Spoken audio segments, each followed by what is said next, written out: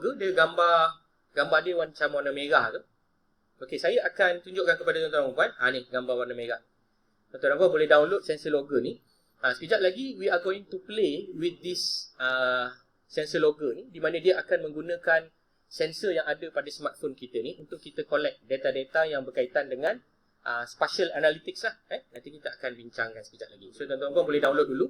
Dia ada dalam iOS ataupun dekat dalam apa nama ni?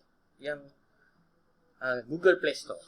Sensor logger Okey, dah install dah. Lepas tu dia akan minta permission lah untuk akses kepada tuan-tuan dan puan punya location dan sebagainya. Itu adalah anonymous lah. Dia tidak akan hantar ke tempat lain lah. Cuma dia akan digunakan untuk local. Okey, dah sudah. Selepas selesai install, contoh macam saya ni, saya dah ada.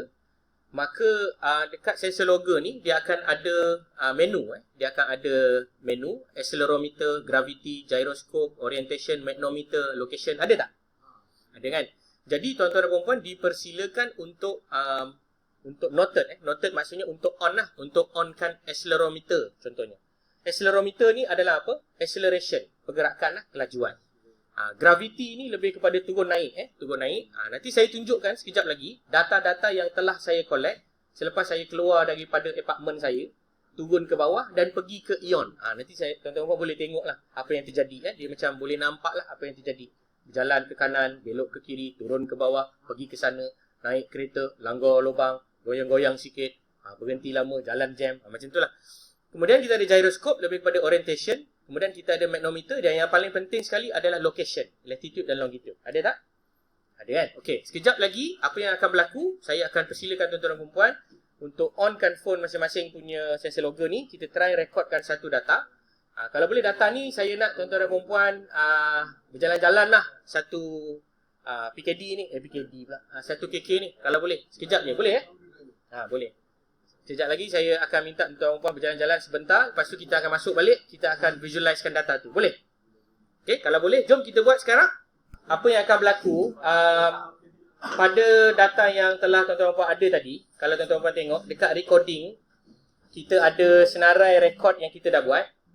Okey, kita boleh tekan butang arah ke kanan tu. Dan kita boleh ada 3 option. Rename, kita nak menamakan file kita. Export, kita nak hantar file kita untuk tujuan analisa ataupun delete lah. Baik, saya persilakan tuan-tuan dan puan tekan butang rename dulu untuk namakan tuan-tuan dan puan punya data. Okey. Dah rename kan? Saya punya data tadi selesai untuk saya download. Maka saya akan buka lah email saya.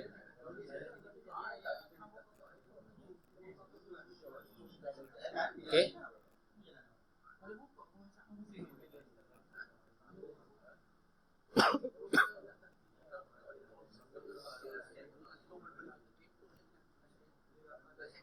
Okey, siapa yang tak dapat data nanti boleh minta kawan-kawan share lah through WhatsApp kalau mana yang dah ada data boleh follow macam saya buat sekarang. Pardon tuan? Tak, dia kalau ikut WhatsApp download je dulu. Dia akan download sebagai zip file. Okey, ini contoh ya. Tuan-tuan dan puan akan lihat di sini. Saya telah ada satu email yang saya dapat daripada phone saya, 2.8 MB, Amali Sensor Logger pada tarikh dan masa yang berkenaan. Okey, saya tekan butang download untuk saya download data ini. Data ni adalah dalam format zip file. So apabila tuan-tuan dan puan dapat zip file, tuan-tuan dan puan dipersilakan untuk buka file tu lah ya. Kena buka file lah, biasalah. Kalau kita dapat zip file, kita akan unzipkan dia. Kemudian dia akan ada data dalam bentuk CSV. Okey. Saya akan lakukan sekarang.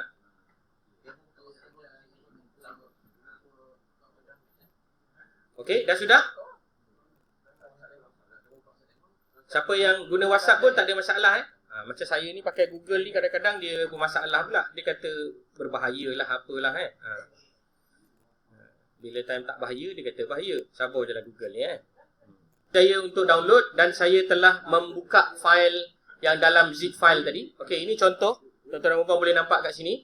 Saya ada banyaklah file sebab saya banyak onkan dia punya sensor ya. Tapi yang kita nak tengok adalah contoh yang paling mudah, location lah. Tuan-tuan dan puan akan klik location ni. Ini dalam format CSV. Jika tuan-tuan dan puan tekan butang double click, maka kita akan dapatlah all this information. Kita ada second, kita ada longitude dan latitude. Ini adalah data by point.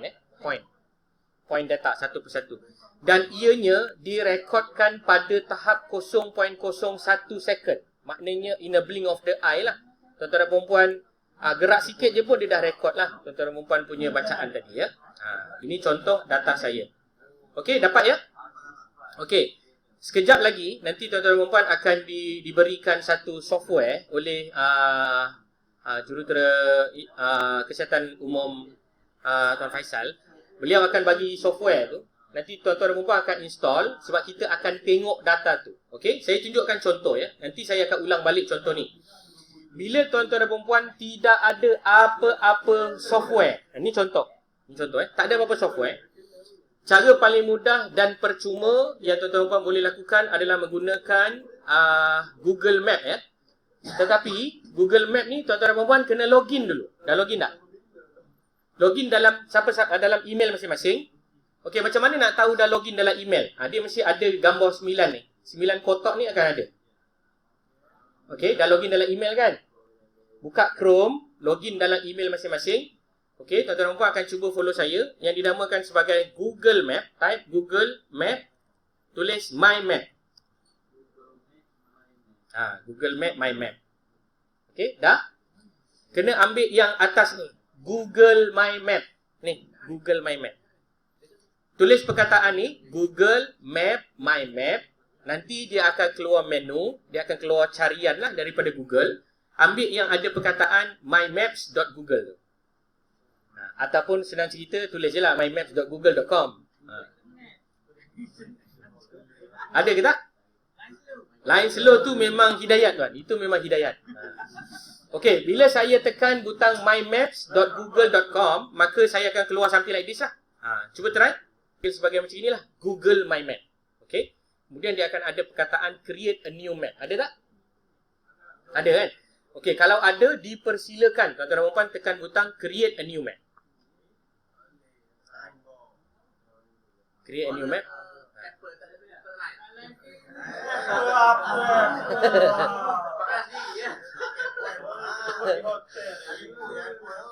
Okey, dah sudah, maka tuan-tuan dan puan akan ada untitled map. Okey, saya namakan map dekat sini adalah jalan-jalan ya, jalan-jalan lah. Jalan-jalan cari makan. Terulang. Okey, saya akan tekan butang save dan saya biarkan begitu saja. Okey, dia akan keluar macam ini. Tuan-tuan dan puan akan ada perkataan untitled. Klik untitled tu tadi, bagi nama. Lepas tu tekan butang save. Itu langkah yang pertama. Boleh ya? Ada masalah boleh bagi. Dah download dah? Dah download. Okey, alhamdulillah. Data dah download sebagai zip file. Data tu dah di-unzip. Dah, alhamdulillah, bagus. Okey, next step, kita ada satu perkataan namanya import. Nampak tak? Okey, kita tekan butang import. Dekat import ni, kita boleh masukkan kita punya data. Antara data yang boleh masukkan kat sini adalah KML, KMZ dan lain-lain format yang sesuai. Okey, kita tengok. Boleh tak kita masukkan data kita yang berkenaan? Kalau tak boleh, jangan risau sebab kita akan belajar sekejap lagi cara yang guna software. Ya, ambil location sahaja. Bila anda tekan butang import, dia akan tanya nak ambil mana, kita akan tekan butang upload. Kemudian kita akan ambil data kita dan seret lah. Seret masuk ke dalam. Kemudian dia akan tanya nak ambil yang mana. Okay, tengok. Saya akan ambil longitude dan latitude. Dan lagi satu saya ambil speed. Saya ambil ini je. Speed dan juga altitude lah. Ketinggian. Tak apa. Mana yang tak ada tak apa. Jangan risau. Ya, lepas tu tekan butang continue. Saya ambil altitude. Macam tadi tuan-tuan dan puan ada acceleration kan? Lepas tu tekan continue. Okey, boleh? Ada masalah? Lepas tu nanti tuan-tuan dan puan tengok. Okey, contoh longitude, latitude dan speed tadi. Okey, saya continue. Lepas tu dia akan tanya, choose a column title your marker. Maknanya kita nak marking kejap lagi ni. Nak marking apa? Saya akan markingkan speed dan saya tekan butang finish. Okey, selepas saya tekan butang finish, tuan-tuan tengok dia akan loading kat sebelah kiri ni. Okey, kita tengok apa hasil dia. Dah jadi satu kita panggil point data yang telah diletakkan pada kita punya base map. Dapat tak jadi macam saya punya? Jadi ke tak? Jadi kan? Okey. Kalau jadi, kita boleh buat lagi satu. tindakan yang dipanggil sebagai uniform style ni. Anda boleh tekan uniform style. Okey, dia akan tanya kat sini, group place by. Saya akan tukar ni kepada speed. Saya akan tekan butang speed. So, bila saya tekan butang speed, dia akan ada kategori dan saya akan biarkanlah. Ni contohlah data kita yang macam ular ni lah. Dia akan bagi style tu. Okay, saya boleh tukar style ni. Contoh, nak tukar speed, saya nak tukar bearing, terpulang lah, saya tukar kategori speed. Contoh tak payah available. Okay, ini asas ini asas je. Jangan kecewa pula. Alah, ini je kita nak belajar 2 hari ni. Tak. Ini asas. Ini asas. Ini basic. Macam mana data yang tuan-tuan dan puan-puan gunakan pada physical world sekarang telah jadi data spatial. Itu je nak cerita. Hanya dengan buat satu je pergerakan menggunakan handphone, maka banyak data telah direkodkan secara automatik. Jadi tuan-tuan dan puan boleh tengoklah dengan kaedah ni, tuan-tuan dan puan boleh monitor pergerakan pegawai, tuan-tuan dan puan boleh buat pemantauan kawasan dan lain-lain. So macam saya punya ni, kalau tuan-tuan dan puan tengok, kita dah boleh nampak dah. Satu ni dia dah ada dah, time pukul berapa. Okey. Tadi tuan-tuan dan puan telah saya dedahkan apa yang dimasukkan attributes. Betul tak? Attributes ni macam data yang ada. Kita tengok Saya bermula berjalan kaki di kawasan ini adalah di sinilah lebih kurang Okey, ini adalah contoh data yang ada. Tuan-tuan dan puan boleh nampaklah. Time dia adalah dalam hexadecimal. Kemudian lebih kurang 0.03. Tuan-tuan dan puan boleh tengok altitude, longitude, ketinggian dan lain-lain lah. Bearing, vertical, horizontal dan lain-lain. Ini contoh data kat sini. Kemudian saya jalan ke sini macam itulah. Nanti sekejap lagi selepas anda download daripada Versatia software, kita akan buat path. Path ni macam perjalanan. Jalan daripada mana ke mana. Kita boleh buat jalan lah. So kalau tuan-tuan pakai handphone ni, tak tahu jalan masuk kampung bisa kata, tuan-tuan boleh onkan alat ni, GPS yang tuan-tuan ni ada ni, kita boleh tahu location. Okay, ini jalannya. Ni jalan yang lagi satu. So nak lukis jalan pun kalau tak nak, kita boleh minta komputer lukiskan. Itu pathway dia. Okey, dapat tak apa yang saya tunjukkan ni?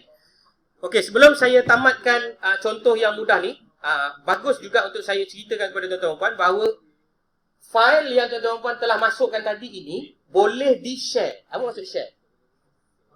Ya, kita boleh share ke orang lain. Jadi orang lain boleh tengok kita punya data yang telah kita buat ya. Okey, saya tunjukkan map. Okey, saya tunjukkan contoh map yang telah saya buat. Okey, ini contoh map di PD PD apa? Position. Saya ada dapat satu data yang daripada IK yang berkenaan. Dia minta tolong contohkan macam mana nak buat data ni dalam bentuk polygon. Okey, ini contoh.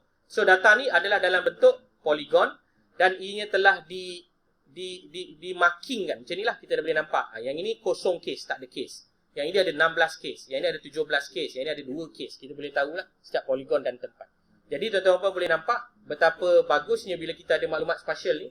We can leverage almost everything that what we want lah in term of our data management. So sekarang ni data yang kita ada dalam bentuk tabular pun, kalau tuan-tuan dah ada dalam e-bakas ke apa ke, tak ada masalah. Saya akan tunjukkan macam mana, kalau boleh share data tu lagi bagus. Kalau rasa banyak maklumat yang tak boleh dedahkan semua, bagi sebahagian pun tak apa, saya akan tunjukkan macam mana data-data tu nak digunakan untuk tuan-tuan punya dashboard development. Ini contohlah kalau saya buat dalam bentuk polygon. Ada setengah-setengah data juga yang saya buat dalam bentuk grid. Bila kita buat penyakit ni, contohlah macam dalam bidang saya kawalan penyakit, maka kita nak kena buat prediction. Kita nak kena tahu kawasan mana yang berisiko. So kita boleh buat by grid. Kita boleh tahu kawasan mana yang mempunyai impact tinggi, impact sederhana dan impact rendah. Ini contoh kawasan berimpact tinggi di kawasan Kota Kinabalu sebagai contohlah. So kita boleh tahu the spread of the disease. Daripada sini ke sini, ada spread ke tidak, berlaku spread ke tidak daripada satu kawasan ke kawasan yang lain. Ini contoh aplikasi-aplikasi yang kita boleh buat hanya dengan menggunakan Google punya produk. Sekejap lagi kita buat yang lebih menarik lah. Sebab yang ini hanya nak tunjukkan kepada you all bagaimana mudahnya kita untuk membuat data analisis. Okey, dan tuan-tuan boleh preview, boleh share, boleh letakkan dekat dalam website. Ini semua advance lah. Kemudian kita boleh belajar Okey, ini contoh data saya. Dapat tak macam ni?